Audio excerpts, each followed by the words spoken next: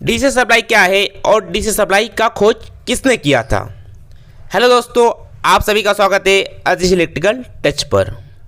आज हम इस वीडियो में डीसी सप्लाई क्या है और डीसी सप्लाई का खोज किसने किया था इस वीडियो में देखेंगे। आप इस वीडियो के अंत तक बने रहिए। पहले हम देखते हैं डीसी सप्लाई क्या है। इसी को हम डायरेक्ट करंट कहते हैं और हिंदी में दृष्टि धारा कहते हैं। इस प्रकार के करंट में डायरेक्शन और वैल्यू नहीं बदलता है, इसलिए इसे डायरेक्ट करंट कहते हैं। डीसी करंट का उत्पादन केवल 650 वोल्ट तक ही उत्पादन किया जाता है। किसी भी प्रकार की बैटरी को चार्ज करने के लिए सिर्फ डीसी सप्लाई का ही इस्तेमाल किया जाता है, क्योंकि एसी सप्लाई को स्टोर नहीं किया जा सकता है और डीसी सप्लाई को बैटरी से स्टोर किया जा सकता है। कई जगह television, radio, computer, mobile, electronics उपकरण, मल्टीमीटर, टेस्टर, बैटरी और सेल, इस सभी उपकरण को डीसी करंट का प्रयोग होता है। अब हम देखते हैं डीसी सप्लाई का खोज किसने किया था। डीसी सप्लाई का खोज 1879 ईस्वी में थॉमस अल्वा एडिसन ने किया था।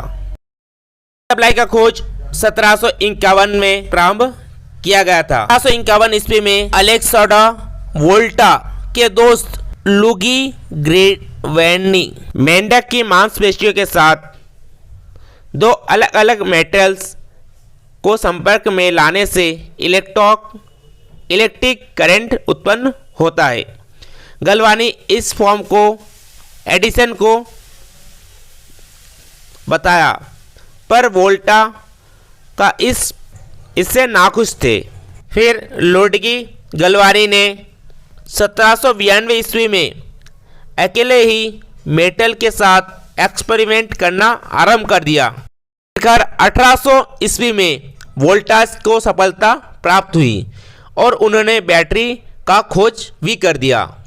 यह बैटरी जिंक और कॉपर अल्टरनेटिव लेयर में बनी थी, जिसे सॉफ्ट वाटर या सोडियम हाइड्रो एसिड में भिगोया जाता था।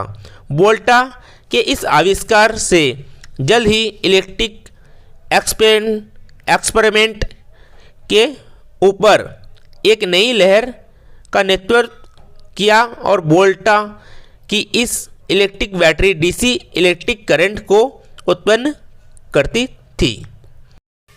1820 ईस्वी में हैंस क्रिस्टियन ओरिस्टन ने देखा कि जब भी किसी वायर में इलेक्ट्रिक करंट पास होता है तो वायर में एक चुंबकीय क्षेत्र जैसे मैग्नेटिक फील्ड आ जाती है। तब 1921 ईस्वी में मैग्नेटिक फील्ड, उसमें काफ़ी सारा रिसर्च और एक्सपेरिमेंट किया। उसके बाद देखा कि एक वायर में जिसमें इलेक्ट्रिक करंट फ्लो कर रहा है, उसे मैग्नेट के पास ले जाते हैं तो वायर के ऊपर एक फोर्स लगता है, जहाँ से फैराडे ने दुनिया की पहली इलेक्ट्रिक मोटर का आविष्कार कर डाला। एक डीसी मोटर की फैराडे ने अभी भी उसके एक्सपेरिमेंट जारी रहे।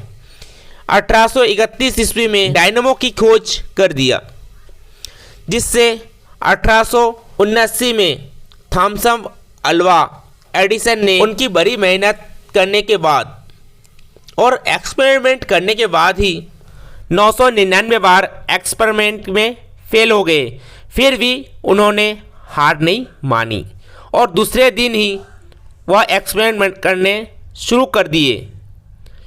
जब 1000 बार हो गए और आगे भी बढ़ते गए, 1000वें एक्सपेरिमेंट में वह कामयाब हो गए और 1000वें एक्सपेरिमेंट में उनने इलेक्ट्रिक बल्ब का आविष्कार कर डाला। अब एडिसन ने अपनी इलेक्ट्रिसिटी प्रोडक्शन कंपनी को शुरू कर दी है। जिससे डीसी जनरेटर का यूज किया जाता है। और डीसी जनरेटर की कमी थी कि वो डीसी करंट निकालता था। डीसी करंट को 2 या 3 किलोमीटर तक ही ट्रांसमिट किया जा सकता है। निक थॉमसन अल्वा एडिसन ने डीसी सप्लाई का खोज किया है। अब हम देखते हैं डीसी सप्लाई के कुछ एडवांटेज। डीसी सप्लाई में जो डायरेक्ट करंट, इसमें फ्रीक्वेंसी नहीं होता है।